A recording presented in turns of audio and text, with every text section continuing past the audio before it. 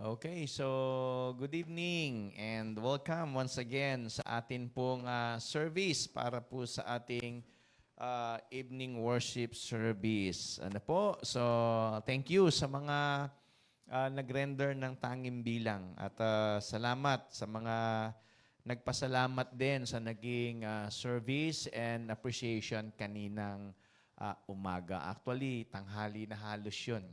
Hapon na nga kasi inabot na tayo ng late.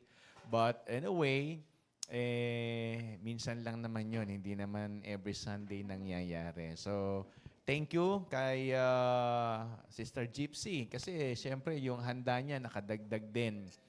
And sa lahat ng mga nagdala ng pagkain, sa gift, sa appreciation, sa lahat ng ginawa nyo kanina, sobrang ano po sa akin noon, napakalaking pakinabang sa gawain po ng Panginoon. So hindi na po tayo papakatagal at tayo po ay mag-aaral na uli ng salita ng Diyos at sana'y hindi kayo nagsasawa. Sana talagang tayo nabubusog at napagpapala ng salita ng Panginoon. Manalangin po muna tayo. Dakilang Diyos, salamat po sa hapong ito na kami ay muling nandirito sa inyo pong gawain sa bahay-sambahan na kung saan kami po ay muling makapag-aaral ng inyong salita. Muli mo kaming samahan, turuan at bigyan ng kaliwanagan sa aming mga isip. At gabayan din po kami, O Diyos, ng banal na Espiritu. At umuwi kami na puno ng kaalaman, puno ng natutunan, at amin pong i-apply ito, O Diyos, sa amin pong mga buhay at kami po'y makapagbigay ng kaluwalhatian.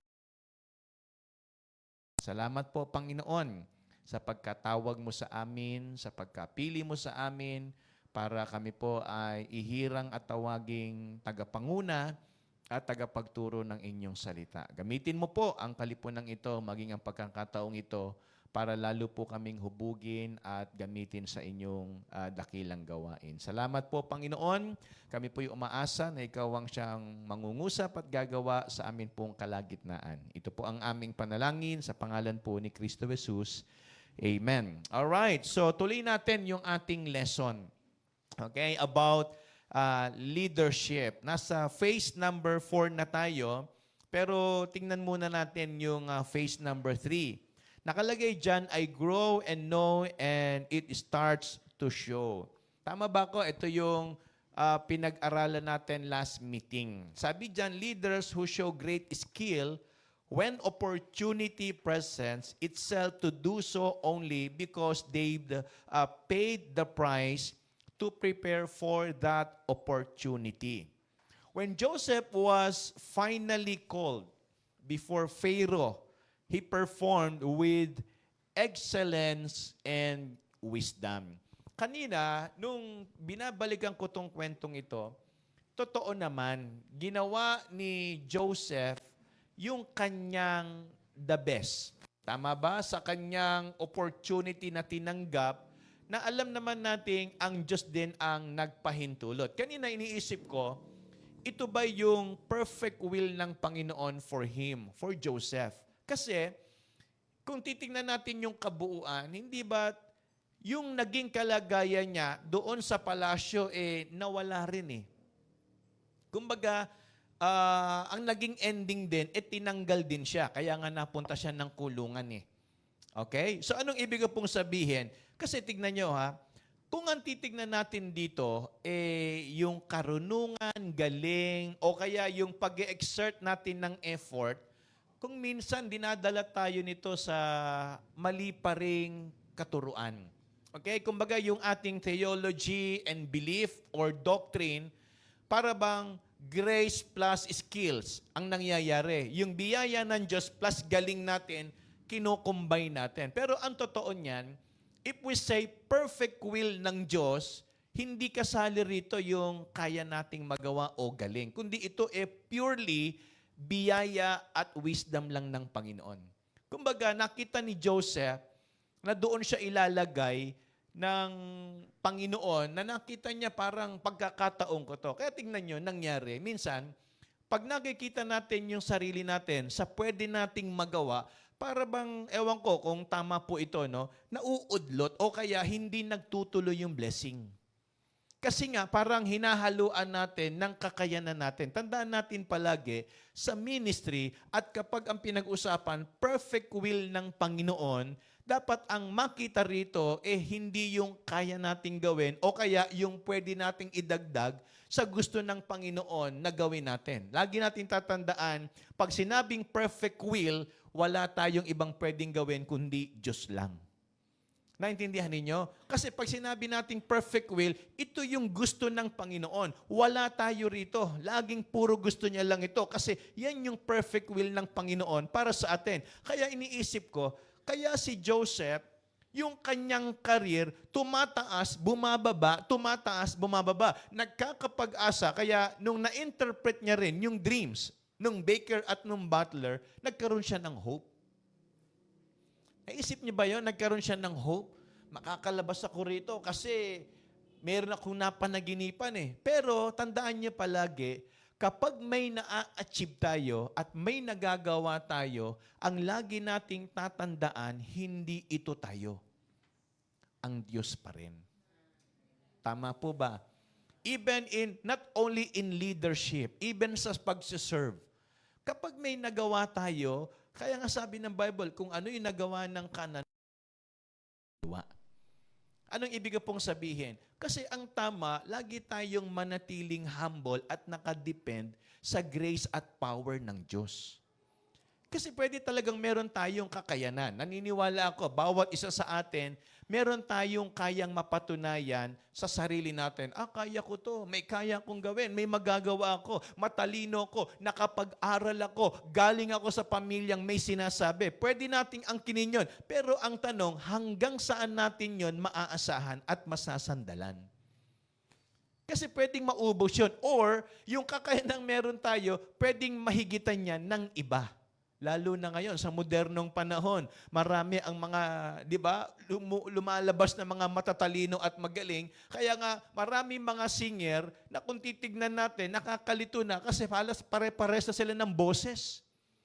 Di ba, mga bata, ang galing bumirit. Matatanda, ganun din. So para bang, ang kaibahan na lang yan, sila mga experienced na singer, pero kung titignan nyo yung mga bagong singer, malulupit din. Kaya ring tumapat sa mga magagaling na matagal ng singer. Naintindihan niyo po yung ibig kong sabihin? Hindi natin pwedeng sandalan yung kakayanan. Kasi pwedeng mahigitan niya ng iba. Pero ang hindi kayang higitan ng iba, alam niyo kung ano? Yung biyaya ng Diyos. Walang makakatumbas dyan at hindi yan matatapatan ng kahit sino. Kaya ito ho yung sinasabi po rito, he didn't succeed because he suddenly got good at age 30. He succeeded because he had been paying the price for 13 years. So sabi dito, because of his wisdom and discernment, Joseph was made second in command of what was then the most powerful nation on earth. Kaya mga kapatid, paalala to sa ating lahat, kung nilalagay tayo ng Panginoon sa isang magandang kalagayan, always remember this, it's only because of His grace. Biyaya ng Panginoon. Alright? So, phase number 4, I simply go because of what I know. Sabi rito, for 7 years, during the time of plenty in Egypt, hindi naman kagad famine eh. Tama ba? Hindi naman kagad famine. Naniniwala ba kayo na may panahon na sa buhay natin, pinapayagan ng Diyos ang kasaganaan? Alam nyo kung bakit? Kasi dito, maintindihan natin yan. Joseph skillfully executed his leadership plan. Well, kanina habang nagkakantahan tayo, ini-imagine ko lang, saan natuto si Joseph? Naisip niyo ba yon? Saan natuto si Joseph ng leadership? Kasi iniisip ko lang, ano ba ang role niya sa kanilang magkakapatid? Ano ang role ni Joseph? No offense ha, sabi ko nga, kung tayo lumaki, at sinanay ng mga magulang natin na walang ginagawa sa bahay, walang ibang kayang gawin. Pagdating natin at pagharap natin sa sarili nating buhay, ano kaya natin? Ano alam natin? Naintindihan niyo po yung ibig kong sabihin? Kasi pag wala na sila, paano na tayo? Paano tayo mabubuhay? Paano tayo kakain? Pwede bang lahat na lang padadaanin natin sa iba na ipagluto mo kami, paglabab, etc. So lahat ng yon magagawa natin doon sa kung paano tayo sinanay ng mga magulang natin at ng mga leaders natin. Kaya nga sa church, hindi ko kayo ina-assign para gawing utusan o kaya parang kayo lang ang magtrabaho, kundi ito yung part ng training that someday, marirealize nyo, dumaan kami sa ganun. Kaya meron akong ituturo, meron akong ikukwento kasi pinagdaanan namin yon nung panahon na kami ay mga bata pa. O, di ba? O, ewan ko kung yung mga nanay na nandito, masasabi nyo, ay ako noon, bata pa lang kami, marunong na kaming mamalengke. Bata pa lang kami, marunong na kaming magsaing. Di ba? May mga ganyang experiences, testimony. Bata pa lang kami, marunong na kaming maghiwa ng gulay. Bata pa lang kami, marunong na kami maglinis ng isda. Baka i-challenge natin itong mga young people dito. Paglinisin natin to ng tilapia, ng isda, baka hindi marunong to magtanggal ng kaliskis. Di ba? Kinakaliskisan. O kaya, di ba, sa tilapia, meron tinatanggal na pag nagkamali ka, pumapait. Tama ba yun? Sa tilapia ba yun? Saan ba yun? Tama, di ba? Tilapia yun. Pag namali ka, yung tilapia, kahit malaki yan, pag nabasag na yon, pumutok, kahit gaano kalaki yan, di niya masarap. Di ba? Tama ba ko? Minsan nga, magdala ko rito ng tilapia. I-challenge ko itong mga youth sa youth fellowship. Sino kaya ang pinakamalinis magkaliskis dito? Di ba? Paano kinakaliskisan yan? Ngayon, buti nga, may mga pangkaliskis na yung kinikiskis na lang yung isda, o kaya yung parang iskobang ganon. Pero noon, mano-mano, kutsilyo. Itatagilid mo ganyan. Pag nagkamali ka, baka kukumo ang makaliskisan. So ano ibig ko sabihin? Hindi ko sinasabing, minamaliit ko kayo, wala kayong kayang gawin, or baka naman iba yung mas kaya nyong gawin. Pero ang sinasabi ko, hindi maganda nang wala kayong naging training during ng early stage ng inyong buhay. Ano ang gagawin ninyo pag nandoon na kayo? Okay sana yon kung masipag mag-aral. Okay sana yon kung wala kayong ibang ginagawa at talagang nakafocus kayo sa dapat nyong gawin. Ang problema, tinatamad na nga mag-aral, tinatamad pang tumulong, sa lahat ng bagay, tinatamad pa rin. Saan papunta yan? Tama ba ko? Naintindihan po ninyo. So, ibig ko sabihin, pag nandoon na tayo sa edad na yon at gusto nating balikan yung mga dati, hindi na mangyayari. Lagpas na eh. Naintindihan ninyo? Kaya sabi rito, for 7 years during the time of plenty in Egypt, may purpose ang Panginoon. Pakinggan ninyo. Joseph skillfully executed his leadership plan. He filled the cities of Egypt with grain and he prepared the country for the coming famine. I can't imagine that this little boy, taga-deliver lang to ng pagkain ng mga kuya niya eh. How come na itong si Joseph nagkaroon ng ganong wisdom? Nakukuha niya ba yung ibig kong sabihin? Tama ba ko? Ano ang ginagawa ni Joseph? Bunso siyang anak ni Jacob. Hello po. Diba? Hindi ko sinasabing lahat ng bunso walang alam. Hindi ko sinasabing lahat ng pinakabatang anak walang kayang gawin. But what I am trying to emphasize this evening is, dumaan siya doon sa gusto ng Panginoon. Kaya bunso ka o panganay, ang mahalaga, matrain ka. Para pag ikaw na ang nasa leadership, hindi lang yung position ang kinuha mo, kung hindi may gagawin ka sa position na binigay sa iyo ng Diyos. Ang mahirap kasi, minana mo yung position. Ang mahirap kasi, gusto mo yung position, pero pag nandoon ka na, ha? Ako ba yun? Ako ba dapat? Hindi ganun. Dapat alam mo ang gagawin mo kung saan ka dinala ng Panginoon. At isa rin na iisip ko, hindi ka dadali ng Panginoon doon kung hindi mo kaya. Believe it or not, alam ng Panginoon kapasidad natin. Alam ng Diyos kaya natin gawin. Kaya hindi nakapagtataka na hindi tayo makakarating doon kasi hindi pa tayo pwede. Tama po ba? Hello po. Naintindihan niyo po ibig sabihin? Kaya kung titignan natin yung kalagayan natin ngayon, posible na kaya tayo nandito pa, under training pa tayo ng Diyos. Tama po ba ako, mga kapatid? Okay? Okay lang yung under training kaysa naman under repair. Ano mas gusto nyo? Under training or under repair? Hindi pa nga nagagamit, sira na kagad. Di ba may mga ganon? Bumili ka ng bagong gamit. Imbis na magamit mo, ang unang nangyari, ni-repair mo kagad, kabibili pa lang. So yun ang pinaka-masaklap. Kaya tingnan nyo, sabi rito, but you can really, sabi niya rito, and he prepared the country for the coming famine. His previous years of pain and growth were paying off in a big way. Kaya, kung kayo nasasaktan sa kamay, di ba? Kung kayo nakakalyuhan sa mga palad ninyo, kung kayo ay nagkakaroon ng sabihin nating muscle sa katawan, hindi ibig sabihin nagpapaganda lang kayo ng katawan, kundi iyan process ng Panginoon para bigyan kayo ng big responsibility. Because hindi nyo kayang buhatin ng isang mabigat kung hindi kayo nasanay paunti-unting magbuhat. Dahil doon yan magsisimula. Tama ba? Hello po. Nagkakaintindihan ba tayo? Mga young people, lalo ko kayong ini-inspire na maging magaling sa harapan ng Panginoon, maging mas masipag, kasi nga, mas binibigay sa inyo ng Diyos itong ganitong overview para pag dumating yung opportunity, nakahanda na kayo. Hindi na kailangan kayong ibalik pa ulit sa training, kundi dire-diretso na yung karir ninyo. Sabi ko, hindi po pwedeng nakalimutan siya nung mga taong ginawa niya ng pabor nang ganun lang. Naniniwala ako, merong divine intervention doon ng Diyos. For me, para sa akin. Kasi anong sabi ng Bible? Nakalimutan siya nung tinuruan niya doon sa vision sa dream.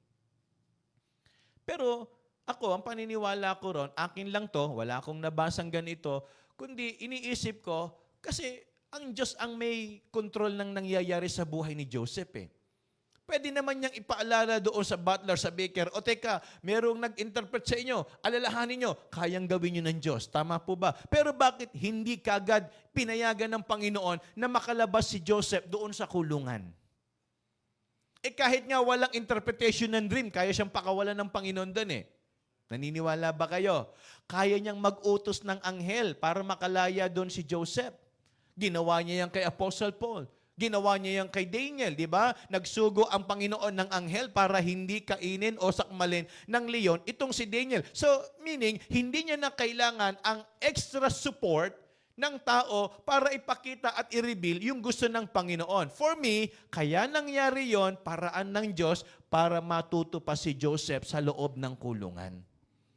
Kaya kung minsan ayaw tayong pakawalan ng Panginoon sa problema natin, sa sitwasyon natin, hindi dahil gusto ng Panginoon na naghihirap tayo o kaya masaya siya na nasasaktan tayo, kundi baka paraan pa yan, hihinugin muna kita dyan bago kita pakawalan. Tama po ba? Kaya huwag nating ayawan yung sitwasyon na parang hindi madali at okay sa atin. Intayin natin, may tamang panahon ang Panginoon na aalisin tayo dyan. At paglabas natin, sabi ni Job, I shall come forth as gold. Amen? Kaya doon tayo natututo. Tignan niyong maigi. Sabi ng Bible, but you can really see how far his leadership have come only by observing what he did during the lean years that followed. Kanina rin, sabi ko, ginamit ko si Joseph, isa sa mga verse natin, reference verse natin, doon sa ating point number 1. Ano ba yung point number 1 natin kaninang umaga? God is faithful for those who know Him. Very good. Yan yung unang puntos. Tama ba ako? Ngayon, anong sabi ng Bible? But God meant it unto good. Sa palagay ninyo, matapos yung gawin ng mga kapatid niya, na siya'y tinapon at naging siya yung talagang prince at binigyan ng Diyos ng talagang mataas na posisyon kagad. Sa palagay ninyo, ano ang gagawin niya sa mga kapatid niya? Tutulungan o gagantihan? Kung hindi nahinog yung character and attitude ni Joseph. Bakit? Sariwa pa yung ginawa ninyo Naalala niyo ba kung ano ginawa niyo sa akin? Tinapon nyo ko, tinakwil nyo ko, itinuring nyo kong patay, binaliwala nyo kong kapatid. Pues, ako na ngayon ang may authority. Yari kayo. Kung hindi siya tinuruan ng Panginoon, gagantihan. Tama. Hello? Kaya huwag nating madaliin yung isang magandang posisyon, baka mamaya, kagaya tayo ng swine, sabi ng Bible, huwag mong ibigay yung pearl. Bakit? Ano gagawin ng swine sa pearl? Dudungisan. Ang leadership is not a place for enjoyment. Always remember that. Ang leadership ay hindi lugar ng laro. Ang leadership ay hindi lugar na kung saan ang makikita mo, galing mo. Ang leadership, dapat makita mo na ikaw ay gagamitin para sa iba, not for yourself. Tama po? Hello? Kaya pag sinabi natin, matindi to, presidente. Baka alam mo kung ano ibig sabihin nun. Hindi porket presidente, kailangan maganda sa sakyan, kailangan maraming pera. Ang presidente, dapat ang puso at isip niyan para sa bayan. Kapag ang presidente, para sa kanya at pagpapayaman, hindi totoong presidente yan. Hindi totoong leader yan. Tama ba ko? Nagkakaintindihan po ba tayo, mga kapatid? Kaya kung gusto nating maging leader someday, always remember this, hindi para sa iyo yung pwesto, yung leadership na gagawin mo para sa tao. Tignan nyo, anong sabi ng Bible? Sa true shepherd, willing to give his life for the sheep. Tama po. Yan ang sabi ng Bible. Ang tunay na shepherd, handa niyang ibigay yung kanyang sarili para sa kanyang tupa. Kaya nga, anong pinagmamalaki ni David? Na kanyang naging training. Bago siya humarap kay Goliath, sinabi niya kay King Saul, King, alam mo ba, pumapatay ako ng oso. Alam mo ba, talagang nakikipagbuno ako sa mga leon, sa mga bangis na hayop, para ipagtanggol yung mga tupa. Tinawanan siya ni Saul. Bakit? Di niya naintindihan yun eh. Kasi yun ang damdamin ng shepherd. Tama. Yun ang damdamin ng isang totoong leader. Bakit si King Saul, hari siya, hindi siya lumaban kay Goliath? Kasi nga, natakot siya for himself. Kaya ang leadership, hindi para sa atin. Ang leadership, para sa pinangungunahan natin. Amen? Tama po ba? Nagkakaintindihan pa ba tayo? Kaya sa pagkakataong ito, sinabi ni Joseph, but God meant it unto good. Hindi ako pinromote ng Panginoon para gumante. Hindi ako binigyan ng Diyos ng authority para manapak ng iba. Hindi ako itinlagay ng Panginoon sa ganitong kalagayan para hamakin at maliitin yung mga tao. Kaya ako nandito kasi ako ang sagot ng Panginoon sa magiging problema ninyo. Darating yung famine. And that is leadership. Sabi po rito, but you can really see how far his leadership had come only by observing what he did during the lean years that followed. His primary goal was to feed, sino? The people of Egypt during the 7 difficult years. How many years? How many? Ilang taon darating yung ganong problema? Okay, if you know the whole story, ano ang nakita ni Joseph sa dream? Ano yung nagpicture doon sa famine and sabihin nating provision? Anong nakita niya? Alam niyo ba yung kwento ni Joseph? Sino nakakaalam sa kwento ni Joseph? Ano nakita niya sa dream? Naku, wala yatang nakabasa ng kwento ni Joseph. Ano yung nakita niyo sa dream? Ha?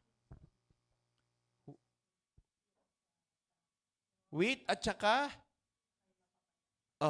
So anong sabi niya? Anong explanation doon? Doon sa baka. Ilan yung baka? Baka 7. Ilan yung baka? Baka 7. Ilan ba talaga? Cow. Ang tawag, baka.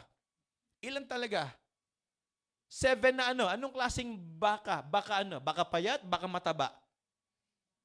Ano? Walang makasagot. Baka ano?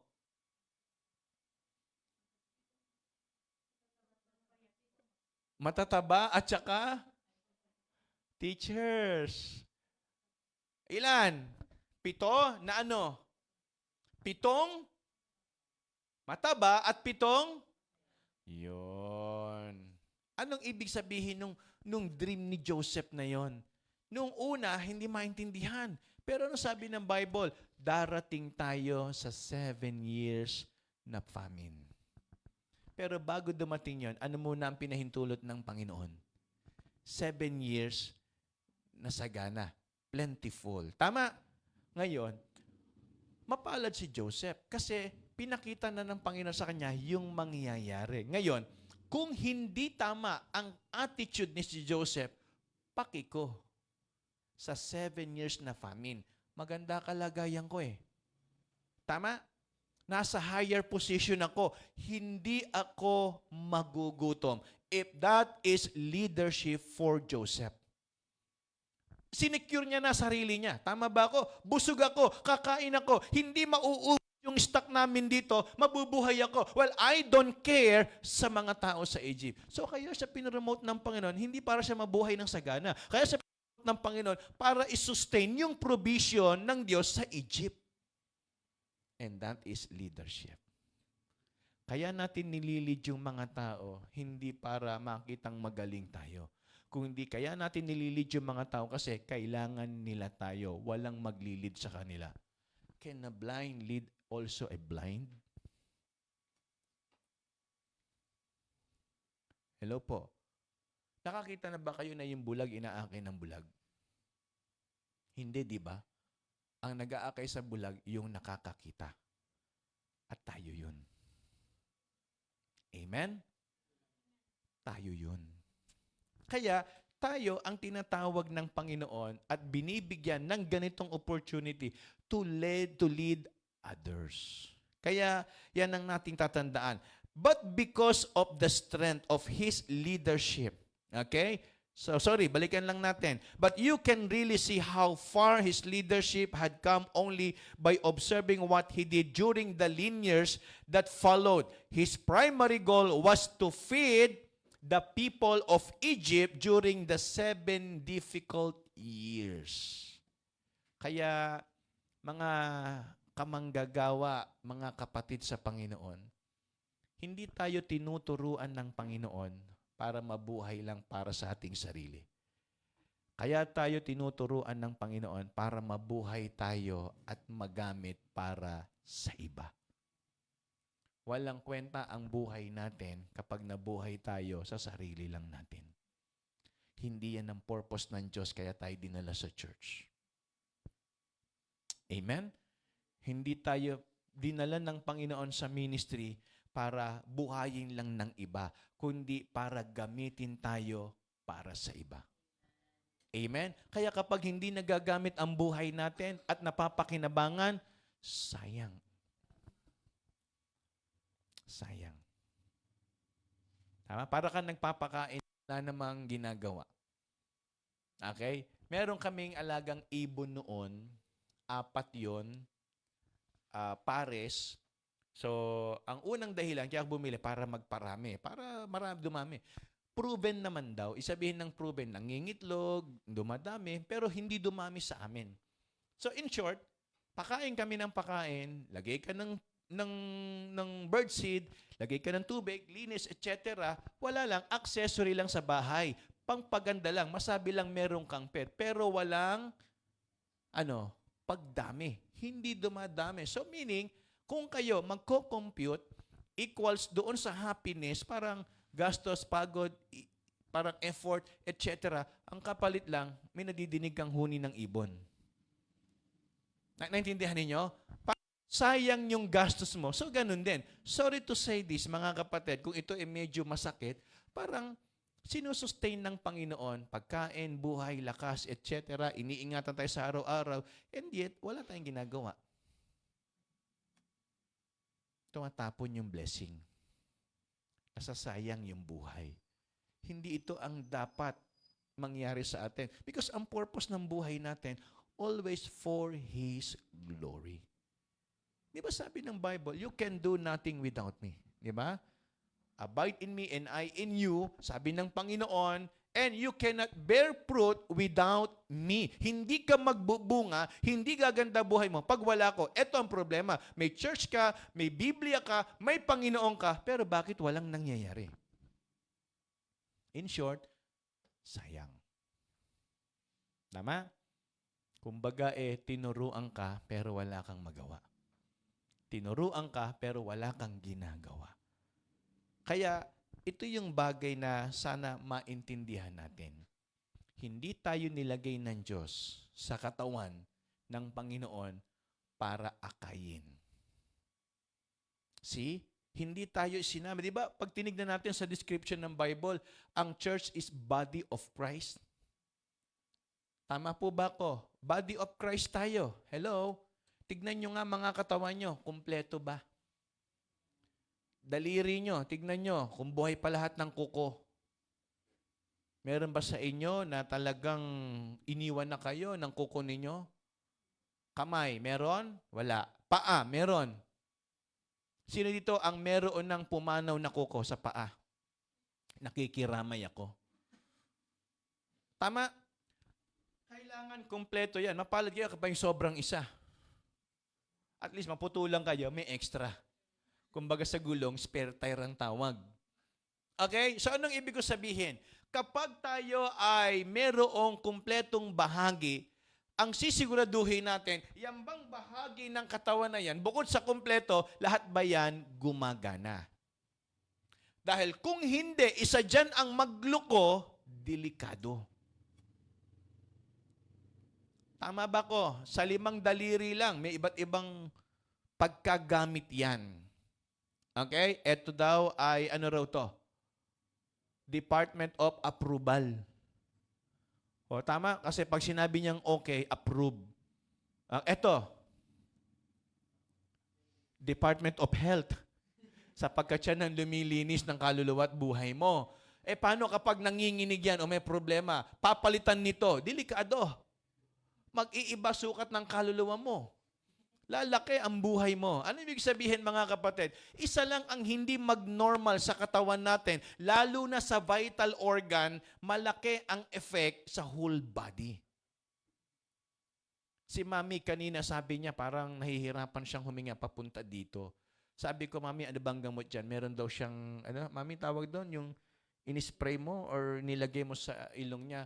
Kamusta ka na ba? Nakakahinga ka na ng ayos? Pero in fairness, hindi ka pa nakakahinga niyan. Iba yung ganda mo. Di ba? Tingnan nyo naman. Di ba? Sabi ng asawa ko, malit na bagay yan. Sabi naman ni Brother Jonathan, hello po, Pastor. Shoplifter pala to Muntik pa itong madakip. Pandakop ba ng polis na Brother Jessa? Ano ibig ko sabihin mga kapatid? Isa lang ang hindi mag-function sa body, may effect sa whole body. Tama? Isang binti nyo, hindi lumakad, di ba? Kahit gusto nung kaliwa, hahatakin nyo yan. Ang tawag dyan, na-paralyze.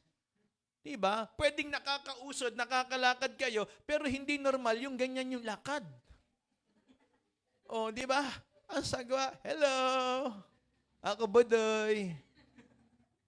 Di ba? Hindi normal yun. Pero kung minsan nakakatawa, pero kung titignan natin yung church, kapag may mga member na tinatamad, wala sa hulog, ayaw mag-function, naaapektuhan yung whole body. Bakit kaya matamad siya?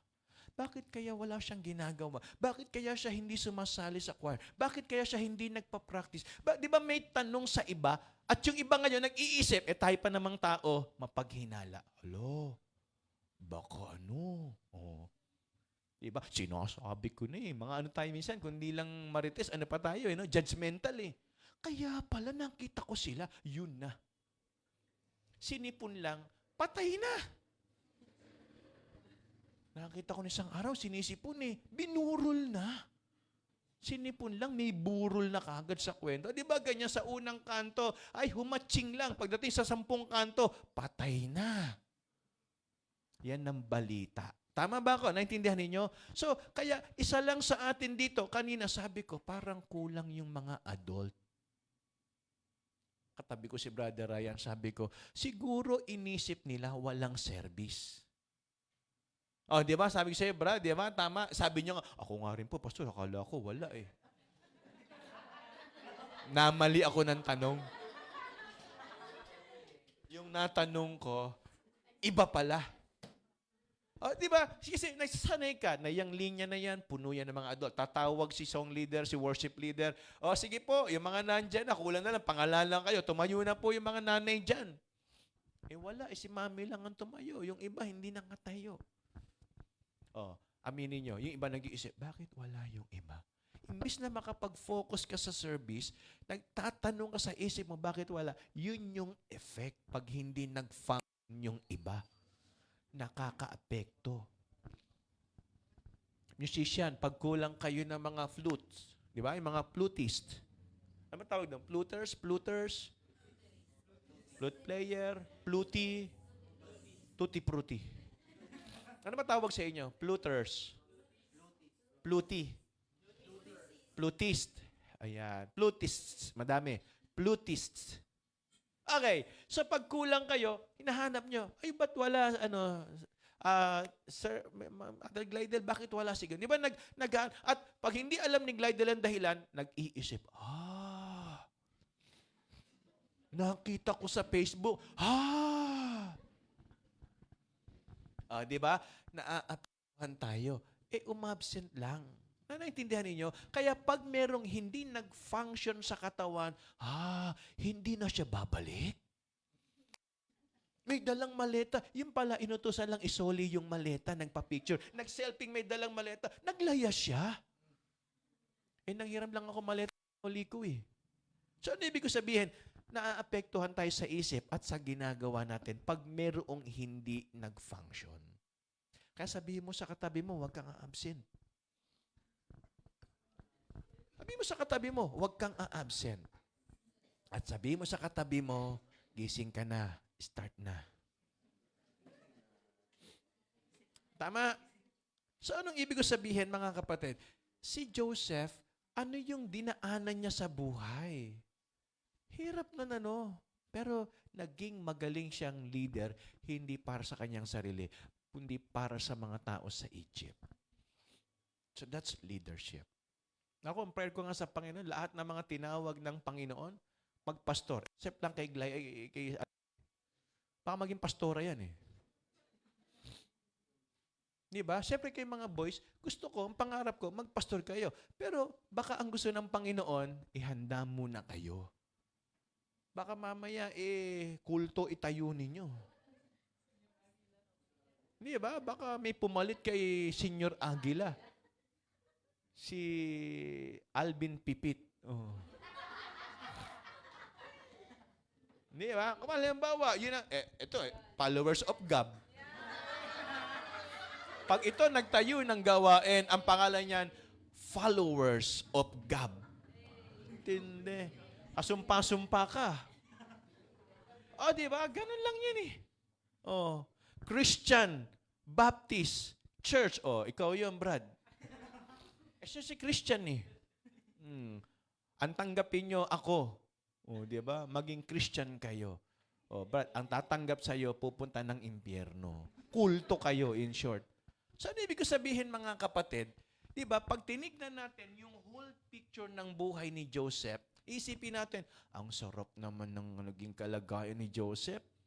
Napunta siya ng palasyo, pero bago napunta ng palasyo, tinapon muna.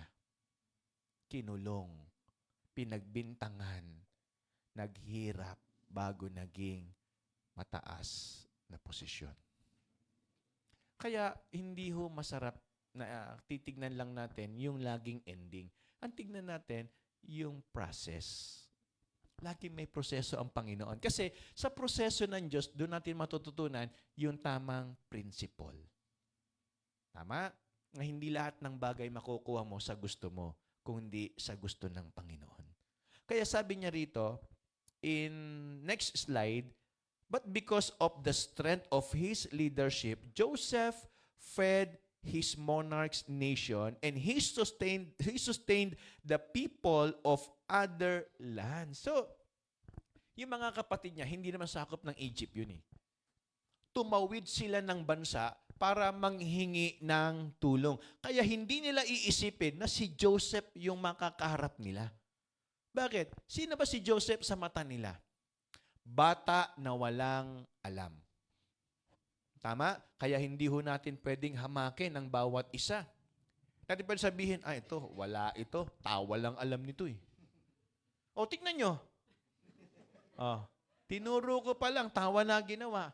Wala ito. Walang marating to. Tumawa ka nga. Kita mo? Huwag kang tumawa. Parehas, ano? Tumawa, tumatawa. Huwag kang tumawa, tumatawa. Wala ito. Pero hindi nyo alam, si Joseph, ang tingin din ng mga kapatid niya, wala ito. Tama ba ako? Ano ba tingin ni Jesse kay David? Nung pinresent yung mga anak niya, wala ito si David. Yan ang tingin ni Jesse sa kanyang anak eh. Kay David.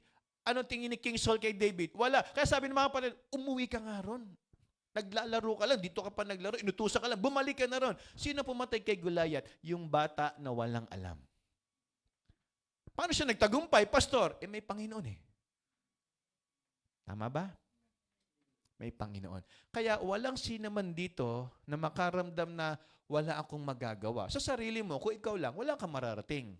Pero kung may Panginoon ka, sigurado may mangyayaring kakaiba sa buhay mo. Amen? Pwede kang gamitin para sa iba. Tandaan natin, ang leadership is not just a position. Leadership is obligation. Tama? Masarap yung tawagin kang pastor. Pero alam mo ba ang buhay ng pastor? Tama ba ko? Masarap tawaging manager. Pero alam mo ba ang buhay ng manager? Masarap tawaging ikaw na ang presidente. Masarap marinig yon. Pero alam mo ba ang buhay ng presidente? Baka pipirma ka pa lang ng mga dokumento, matawa ka na. Hello? Sa dami, di ba sabi ni Duterte, pupunta lang daw siya sa Malacanang para pumirma. Haabutin siya ng maghapon, magsasawa ka kapipirma. Tama ba ko? Pirma, bago mo pirmahan, kailangan aralin at basahin mo lahat bago ka pumirma. Hello po. Masarap yung presidente ka, pero teka, baka may makalusot dito, mapirmahan ko, budget pala ito. Pala to. Hello? Masasangkot pa ako rito. Di ba inaprubahan mo yan? Kaya hindi biro ang posisyon. Masarap lang yung titulo, president, pastor, manager, pero ang totoo, you are accountable. Kung ako po'y itinalaga na pastor sa inyo, ang pananagutan ko, hindi lang buhay ko, pati buhay nyo sa harapan ng Diyos. Pag naging mali ang tinuro ko sa inyo at dinala ko kayo sa kasamaan, pananagutan ko kayo sa harapan ng Panginoon. Hindi ang magpastor. Hindi yan pagsuot lang ng polo, di ba? Porma, nakahawi yung buhok mo, ang sarap, tinatawag kang pastor. Maganda yon. Pero pagharap sa Panginoon, may pananagutan ka. Tama? Hello? So, dapat maintindihan natin ito. So, sabi rito, but because of the strength of his leadership, Joseph fed his monarch's nation and he sustained the people of other lands, including his brethren. In the process, he brought all the money, livestock, and land of Egypt into his master's possession. He also fulfilled the prophecy of his teenage dreams. To become an effective leader, a person needs time. But time alone doesn't make someone an effective leader. It's not enough. Hindi porket, matagal na akong Kristiyano eh. Maraming ganyan. Ang tagal ng Kristiyano, hindi mo pa rin maasahan. Tama ba ko? It doesn't mean, matagal na tayo sa ministry, magaling na tayo. Hindi pa rin garantisado yon. Tignan nyo to become an effective leader, a person needs time. But time alone doesn't make someone an effective leader. Ako, I admitted, ang dami kong natutunan nung tumagal na ako sa ministry. But along the way, in my early stage ng aking leadership and pastoring, ang dami kong mga mali na hindi dapat sana ginawa noon. Kailan ko natutunan? Nung tapos na. Kaya nga ako, sa mga workers natin, nagsasalita ako sa inyo, hindi dahil magaling ako, kung hindi napagdaanan ko na kasi yan. Ayan, sinin ng floor. Alam niya, nagtitinda ako ng tubig. Nang naalala niyo po ba yon? Mineral water? Ginawa ko yun. Totoo po yan. Kami ni Mami, naalala mo noon, kinukuha ko sa Bulacan, yung bilog-bilog na tubig na ganyan. Binubuhat ko yun. Nay, naalala niya pa, yung tabletop na dispenser na puti. Sa mineral water, yung hindi di kuryente. Yung puti lang na tinatauban na gano'n. Ninegosyo ko yun. Hanggang letre, nagdi-deliver ako sa asawa nila, Kuya Jun. Jun, tama ba ako yung namatay doon? So, nagdi-deliver ako sa letre. Dala-dala ko yun, no? Isipin mo, mula dito sa bagong baryo, i-deliver ko, isa lang, 2 bilog lang na galon, dinadala ko yun. Magkano lang kita nun? See? Tama ba ako? Kaya sabi ko nga sa inyo, sipagan nyo na ngayon, galingan nyo na ngayon, para wag nyo nang pagdaanan yung pinagdaanan ko noon. Pero kung di kayo makikinig, bahala kayo. Hindi ako nagkulang. Sinabi ko na sa inyo yung nangyayari sa akin. Kaya kung titignan natin, hindi porket matagal na, magaling. Hindi porket marami ng panahon, sa kumpanya, talagang mahusay. Maraming tumanda, walang pinagkatandaan. Tama? Ang masarap, yung merong natutunan. Tama po ba? Hello? Kaya, sabi niya rito, some people never discovered the law of process. Okay. Sino sa inyo ang mahilig kumain ng mangga? Mangga. Manggang hinog. Ayan. Kasi si Hana, gusto niya maasim eh. Di ba? Yung green, maniba-niba, ayaw niya ng hinog. Sino ang mahilig kumain? Ako, paborito kong mangga. Di ba, Jessa, naalala mo? Kaya nga kung uuwi ka, masarap sana kung makapagdala ka ulit. Grabe yung pinakain mong mangga sa amin. Umabot ako ng isa eh. Sa sobrang sarap, inabutan ko yung isa. Di ba? Hindi ko pa kinakain kasi green-green pa. Pero ayon sa mga bali-balita, kahit pala green-green pa lang, masarap na. Yun, muntikan. Umabot ako. Kasi inintay ko mahinog. Yun pala, hindi na siya mahihinog. Mauubos na siya na berde pa lang. Kasi nga, masarap. Ganun katindi yung sa mangga ninyo. Ngayon, kung mahilig kayo sa mangga, alam nyo ang lasa ng masarap at hindi masarap. Alam nyo rin yung hinog sa puno at hinog sa kalburo. Tama. Naninilaw pero maasim. Diba? Kasi kinalburo lang. Pero yung iba, ewan ko kung totoo yan, sabi nila, yung mangga raw na medyo nagkukulubot-kulubot na yung balat at may itim-itim, yun daw ang matamis. Pag inamoy mo, talagang mabango. Kaya lang, medyo deceiving. Deceiving kasi may mga ganun din, pero maasim pa rin. Kaya hindi consistent yung observation ng matatanda. Tama? Ang totoo, yung galing talaga sa puno at magandang klase ng puno, masarap kasi hindi lahat na nahihinog sa puno, matamis. Ibang klase ang mangga ng Gimaras.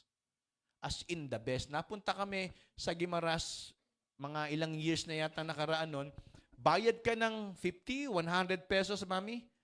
80 pesos, anli mangga, bawal magpasok ng mangga mula sa ibang island, sa ibang mainland, papunta ng Gimaras. Kasi island yon, pwedeng maglabas pero bawal magpasok. Batas yun sa kanilang isla. Pwedeng ilabas yung mangga nila pero hindi ka pwedeng magpasok ng mangga roon. Terrible. Kahit berde, ang tamis. Puno pa nga lang, matamis na pag kinain mo eh. Hindi to exaggerated. Kainin mo yung dahon, matamis. Matamis sa mga baka yun, tsaka kalabaw. Di ba? Anong ibig ko sabihin? Grabe, ngayon, ito yung tinatawag nating law of process. Pag mali ang proseso, kulay hinog, pero hindi masarap. Tama. Kulay dilaw, nakokopya yung kulay at itsura, pero sa loob, hindi masarap. Madaling tumayo rito at magsuot ng barong, Mag-long sleeve necktie, pero kung ang loob mo hindi hinog, di ka tatagal. Madaling kopyahin yung itsura sa labas eh. Madaling magbarong, madaling mag-long sleeve, madaling mag-Amerikana. Pero yung puso, mahirap kopyahin. Baka mamaya, ang gusto niyo lang dito, tayo, lakad, forma, turo, sigaw. Ayaw niyo ng hirap. Di tayo po pwede sa ministry pag ganun. Tama po ba? Hello po. Dahil hindi ganun ang leadership sa gawain. Talagang sakripisyo at puso. Alam nyo, kanina kaya ako naiiyak. Sabi ko nga sa Panginoon, Lord, di ko naman kailangan mahal na akong tao. Yung maramdaman ko lang mahal ako sa kanila. Masaya na ako. Konting lakas lang, Panginoon. Tuloy pa rin naman ako, bigyan mo lang ako ng konting lakas. Yung ginawa nyo sa akin, hindi lang kapiraso, napakalaki. Bakit? Ang laki nung card. Baka buong pamilya ko sakop nung in life na yon. Mami, pwede ba kayong mag-join doon? 3 tayo, kasya ron sa card. Ganun ba talaga kalaki card ngayon ng in life? Hindi, 10 lang naman yun. Tama? Kaya nagulat ako, yung cheque na 2 milyon, ganyan kalaki. Paano dadalhin sa bangko yung ganyan kalaki cheque mo?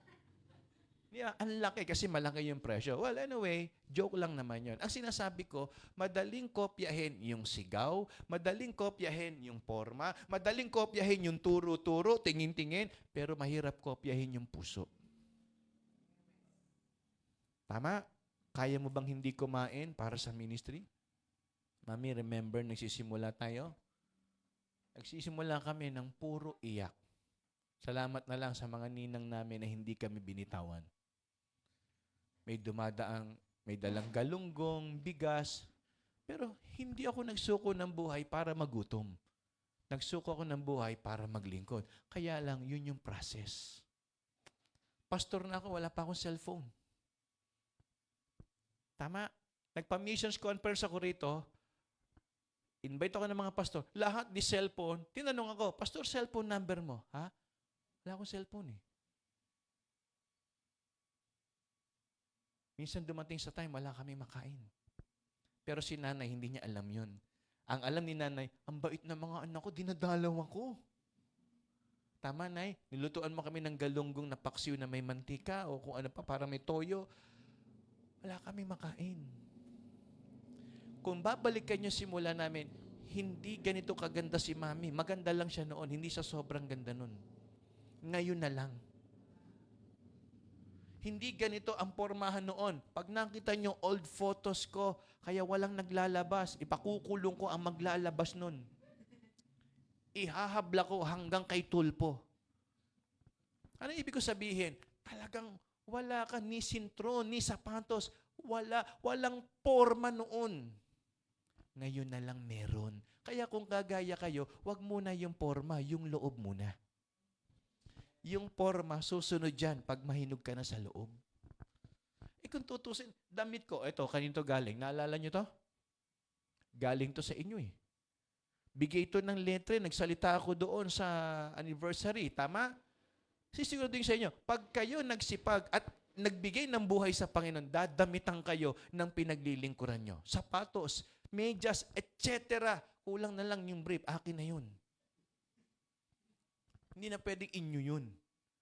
Pero, di ba, kami nun, ang pinagkakagasusan, ministry bago sarili. Tama, mami? Bago magpundar, ministry. Walang pundar sa sarili. Ministry muna. Ni rep nga, wala kami.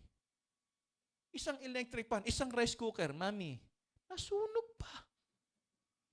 Mas Maria Joseph, kumbaga ayaw kong maniwala sa malas, pero hindi kami swerte. Nasunog rice cooker namin.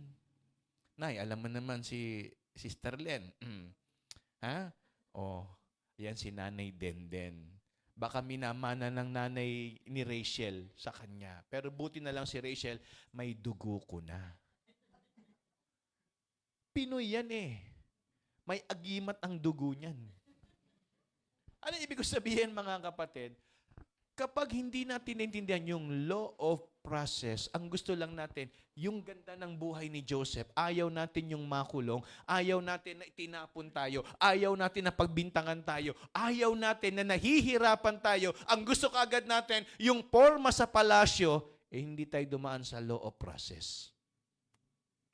Believe it or not, kaya niyong kopyahin yung kulay ng manggang dilaw pero maasim kayo sa loob. Tama po ba? Hello? Kaya, aralin nating maigi. Kung tayo ay tinatawag ng Diyos for leadership, always remember this. It's not about you. It's not about me. It's all about other people. Amen? Kaya tayo binigyan ng kakayanan para pakinabangan ng iba. Kaya si Joseph, hindi pinayagang mamatay ng Diyos sa kulungan, sa balon, sa kamay ng mga kapatid kasi gagamitin siya for Egypt. Not for the kingdom, for himself, but for other people. Kaya tandaan ninyo, pag tayo ay nilinis, ginamit ng Panginoon, hindi tayo ang papalakpakan, yung gumamit sa atin ang Panginoon. Kaya yung galing ni Joseph, but God meant it unto good. Hindi sinabi ni Joseph, ginawa niyo ako na masama, akala niyo, kaya niyo ako, hindi, wise to. No, but God meant it unto good. Amen? Kaya yun ang tinatawag nating law of process. Masarap yung dumaan tayo sa tamang proseso. Sino sa inyo mahilig sa mga daing? Yung mga bulad. Di ba? Sa waray, bulad. Bulad iton. May na bularan sa Samar. O kay mamoy. Na. Kumbaga sa ba tawag doon sa mabaho? Malain. Ha? Malain ba yun? Malain. O malingasaw. Yung amoy. Okay. Pero maraming sarap na sarap sa bulad. Pero pag tinignan mo yung process, di mo kakainin. Tama. Bakit? Bukod sa binilad sa araw, ang daming dumadapo dyan. Tama ba ko? Actually, maraming ang pagkain. Pag tinitin yung process, di nyo kakainin eh. Ako, dati na kumakain ng pansit, yung bihon, tsaka miswa, may gawaan sa amin yan eh. Pag nag-high tide, lumulubog yun. Hinahayaan lang na nagbibilad. Umangat tubig, baba. Ganun lang yun. Kaya sabi ko, ayoko ng miswa. Ayoko ng pansit. Bakit? Nakikita ko, baha eh. Umabot kayo ng floor, nabot na yung baha sa Balangka, sa Blessed Hope. Lalim hanggang bewang, lagpas tao. Hinahayaan lang nila yung noodles, nakabilad. And even yung mga fish cracker na yan, alam nyo saan nakabilad dyan? Tabindaan lang yan. Ilalakaran ng mga tao kung ano-ano. Pero, sarap nito But if you will see the process, hindi mo gugustuhin. Tama? Kasi na-entice ka na sa packaging, yung color. Naintindihan ninyo? Kaya sa buhay natin, huwag nating i-duplicate yung ending. Ang i-duplicate natin is the way or process how to prepare it. Tama? Sino sa inyo ang mahilig kumain ng ubing halaya? Tama ba ako, ubing halaya? Nang floor, naalala ko kayo po, tuwing Pasko o bagong taon, nagluluto kayo niyan. Pero ano ang pinaka ayaw nyo sa pagluluto ng ubing halaya? Halo. Kukulaniin ng, di ba, yung ganito mo. Ang tigas pa namang haluin habang tumatagal. Di ba, dumidikit na siya. Halo ng halo. Pero tayong kumakain, uy, sarap nito Pag alam nyo yung process, di nyo gagawin. Bakit? Hirap haluin eh. Tama? Kung alam nyo ang proseso ng isang pagtayo ng leader, aayawan nyo. Ay, wag na lang ako leader. Kaya, i-correct natin yung theology natin sa tinuturo ng Bible ng leadership. It's not about you. It's all about God. Amen? Hindi ako to, Panginoon to. Kaya, sabi ko, Lord, salamat. For more than 20 years, nasa ministry pa rin ako. Amen? Salamat sa grace, salamat sa family, salamat sa loved ones, and sa mga members na nandito pa rin kasama kong naglilingkod sa Panginoon. Alam mo yung kayamanan ko, hindi gamit. Ang kayamanan ko yung mga taong hindi iniwan ang gawain. Alam niyo kung bakit? Kasi ang gamit, madaling bilhin. Pero yung napundar mong buhay, mahirap. Hindi mababalik. Hindi mababayaran ng pera.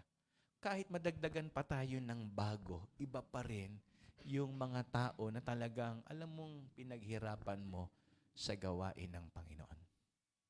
Kaya tandaan natin palagi, sabi rito, they don't work at growth and they remain in phase 1 their entire lives. So if you know the process or the law of process, doon mo makikita kung gaano kasarap ang naging kapaki-pakinabang sa ministry. Tandaan ninyo, hindi ako ito, Panginoon to. At ito hindi para sa akin, para sa inyo. Amen? Yan ang leadership na gustong ituro sa atin ng Panginoon.